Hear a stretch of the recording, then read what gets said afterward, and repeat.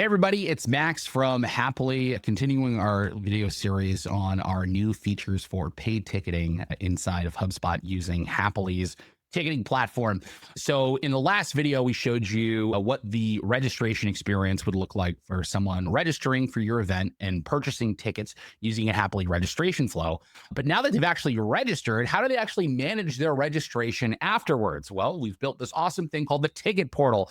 And the ticket portal is a place that your registrants can go to manage their registration. So they'll get an email or they can view this right after the actual registration inside of the registration flow after they paid for their tickets.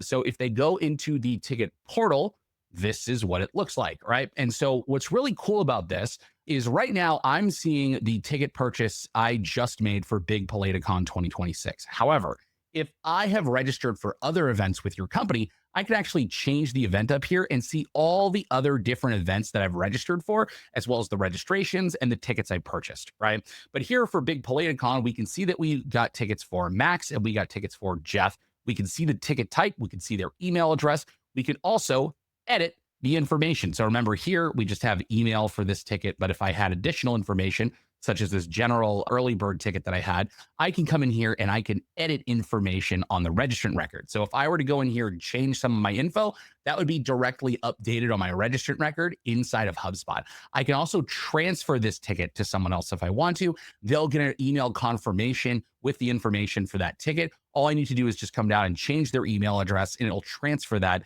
to the other person. Keep in mind, you're allowed to choose which tickets can and cannot be transferred to people. So if your tickets are non-transferable, you can turn off that setting and they won't be able to do this. But this looks beautiful on mobile. It looks beautiful on desktop, however it is. So if we were to go ahead and hit the name right here, we would see the QR code and some of the basic information for that ticket. So if you wanted to pull it up on your mobile device, it's really simple. They could just view their ticket portal. You could go and up to the person who's actually like scanning people in using our QR code and like our check-in tool, and they'd be able to scan this QR code, get you right in, super easy. There's a lot more that we're planning on building into this too as well, but that is the ticket portal where you can manage your registrations after you've created them. If you guys have any other questions about the ticket portal or what our plans are for in the future, please let us know. Hope that was helpful. And we'll see you in the next video where we'll talk about what this data actually looks like inside of HubSpot after someone purchases tickets.